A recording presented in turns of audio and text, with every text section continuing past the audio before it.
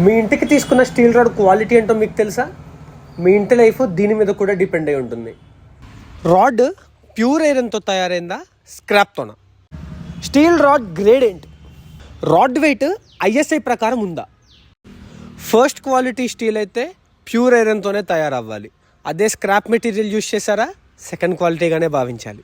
Grade 500 ఉందా, 550 ఉందా, 550D ఉందా? 550D ఉంటే బెస్ట్ క్వాలిటీగా భావించవచ్చు. ఇందులో D అంటే డక్టిలిటీ, దీనికి ఫ్లెక్సిబిలిటీ గుణం ఎక్కువ ఉంటుంది. భూకంపం వచ్చినప్పుడు ఈ గుణం మన ఇంటిని రక్షిస్తుంది. అయితే 500, 550 వాడుకోవద్దా అంటే హ్యాపీగా వాడుకోవచ్చు, కానీ బెస్ట్ 550D. ఐఎస్ఐ ప్రకారంగా రాడ్ వెయిట్ ఎంత ఉండాలో ఈ ఫార్ములాని బట్టి మనం క్యాలిక్యులేట్ చేసుకోవచ్చు. ఇందులో D అంటే డయా 8mm, 10mm, 12mm. L అంటే లెంగ్త్ మీటర్స్లో, 12 మీటరా, 11.5 మీటరా, 11 మీటరా. ఈ ఫార్ములాని యూస్ చేసుకొని మనం వెయిట్స్ క్యాలిక్యులేట్ చేసుకుంటే 12 మీటర్కి ఈ వెయిట్స్ ఉండాలి. ఇక్కడ కనిపించే వెయిట్స్ కనుక మీకు కుడి ఎడమగా మ్యాచ్ అవుతే అది ఫస్ట్ క్వాలిటీ స్టీల్గానే భావించవచ్చు.